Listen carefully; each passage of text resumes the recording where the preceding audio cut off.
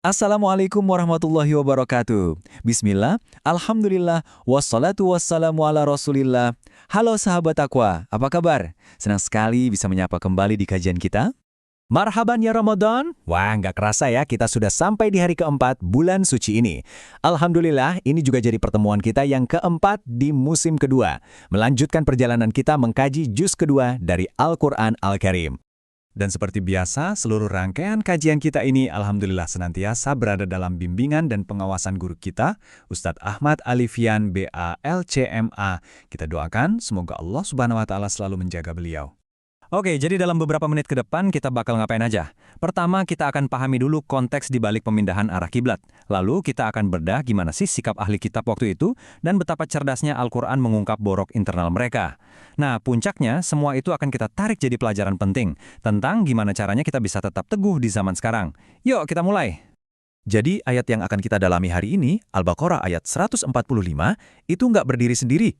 Ada kaitan yang erat banget, atau yang biasa kita sebut punasabah dengan ayat persis sebelumnya, yaitu ayat 144. Coba bayangkan sahabat Taqwa, di ayat 144 ini, Allah Subhanahu wa Ta'ala seolah merekam sebuah adegan penuh kerinduan. Hati Rasulullah Shallallahu Alaihi Wasallam yang terus berharap, wajah beliau yang sering menengadah ke langit, menanti wahyu untuk memindahkan kiblat kembali ke Ka'bah, kiblatnya Nabi Ibrahim alaihissalam. Nah, menurut tafsir As-Samarkandi, ini bukan sekedar geser arah sholat, bukan. Ini adalah sebuah deklarasi kemandirian, sebuah penegasan identitas bagi umat Islam. Tentu saja, sebuah langkah besar seperti ini pasti memancing reaksi, kan? Mari kita lihat apa yang terjadi selanjutnya. Oke, setelah Allah Subhanahu wa Ta'ala menjawab kerinduan nabinya, gimana respon dari ahli kitab, kaum Yahudi dan Nasrani saat itu? Disinilah kita masuk ke inti dari surat Al-Baqarah ayat 145. Allah memulai ayat ini dengan penegasan yang luar biasa kuat. Dan sungguh jika engkau datang dengan membawa semua bukti. Dalam bahasa Arabnya itu bikulli ayah. Artinya apa? Mau dibawa dalil sejelas apapun, mukjizat sebanyak apapun, bukti sekuat apapun, mereka tetap tidak akan mau mengikuti kiblat kaum muslimin. Nah, ini kuncinya. Syekh Abdurrahman As-Sa'di dalam tafsirnya menjelaskan, penolakan mereka itu bukan karena mereka bodoh atau nggak ngerti buktinya, justru sebaliknya, mereka tahu itu benar. Penolakan ini muncul dari sifat mu'anadah, yaitu sikap sengaja menentang kebenaran ya karena sombong dan dengki. Itu aja.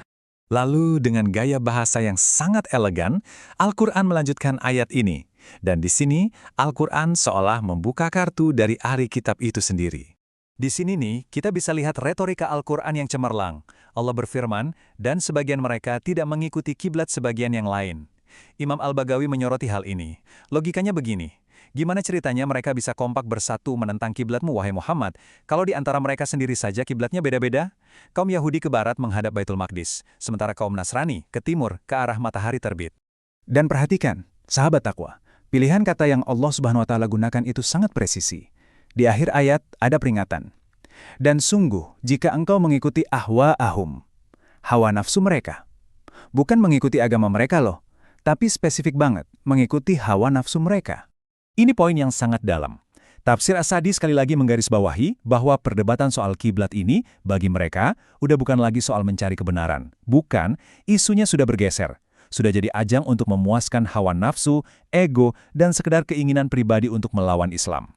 Imam Al-Qurtubi menjelaskan, walau peringatan keras ini seolah-olah ditujukan kepada Nabi Muhammad SAW, tapi sebenarnya ini adalah pelajaran abadi untuk kita semua umatnya. Siapapun dia yang sudah tahu ilmunya, sudah jelas baginya mana yang benar, lalu dia malah memilih mengikuti hawa nafsu dan kompromi dengan kebatilan, maka sungguh dia telah zolim. Oke, pertanyaannya sekarang, gimana caranya kita membawa prinsip-prinsip agung ini ke kehidupan kita di zaman modern? Zaman yang penuh dengan tarikan ideologi, pemikiran, dan godaan dari kanan-kiri. Ada satu kisah nyata yang pas banget untuk jadi cerminan. Kisahnya Abdullah ibnu Salam radhiyallahu an. Beliau ini bukan orang sembarangan loh. Beliau adalah seorang rabi, seorang cendekiawan Yahudi terkemuka di Madinah, yang pada akhirnya memilih Islam. Kenapa? Karena ilmunya berhasil mengalahkan hawa nafsu dan fanatisme kelompoknya. Pernah suatu kali, Umar bin Khattab radhiyallahu an bertanya pada beliau, Dan jawaban yang keluar dari lisan Abdullah ibnu Salam radhiyallahu an, ini benar-benar menggetarkan. Beliau bilang dengan keyakinan penuh, "Demi Allah, aku lebih kenal Muhammad daripada aku kenal anakku sendiri." Umar tentu kaget. Kok bisa? Dan beliau menjelaskan dengan logika yang sangat cemerlang. Aku bersaksi kenabian Muhammad itu adalah kebenaran, karena dasarnya wahyu dari langit yang absolut. Pasti. Sedangkan anakku, ya aku tidak tahu apa yang mungkin telah dilakukan oleh ibunya dulu. Masya Allah. Keyakinan yang bersumber dari ilmu wahyu itu jauh lebih pasti dari pengetahuan duniawi manapun. Jadi sahabat Taqwa, apa artinya menjaga kiblat hati kita hari ini? Mengambil pelajaran dari ayat ini dan juga kitab Aisar At-Tafasir, artinya adalah 1. Kita harus teguh sama prinsip kebenaran, sekalipun itu nggak populer. 2. Kita harus pinter-pinter membedakan mana toleransi sosial yang memang dianjurkan dan mana kompromi akidah yang terlarang. 3. Jadikan Al-Quran dan Sunnah itu sebagai filter utama dalam hidup kita. Dan terakhir, kita harus punya keberanian untuk bilang tidak pada apapun yang bertentangan dengan keyakinan kita. Sebagai penutup, ayat yang luar biasa ini benar-benar mengajarkan kita sebuah prinsip yang fundamental. Prinsip tentang betapa bahayanya kalau kita mengikuti hawa nafsu, padahal ilmu sudah sampai kepada kita. Nah, ini dia bahan renungan buat kita semua. Di zaman sekarang, ilmu itu mudah didapat. Kebenaran itu sudah sangat jelas terhampar. Pertanyaan besarnya adalah untuk diri kita masing-masing. Sudahkah kiblat hati kita ini benar-benar lurus, fokus, hanya menghadap kepadanya? Atau jangan-jangan masih sering goyah, masih sering belok sedikit demi sedikit mengikuti bisikan hawa nafsu? Semoga Allah Subhanahu wa Ta'ala selalu mengokohkan hati kita di atas agamanya dan melindungi kita dari kedoliman akibat mengikuti hawa nafsu. Amin ya Rabbal Alamin. Terima kasih banyak sudah menyimak perenungan kita kali ini.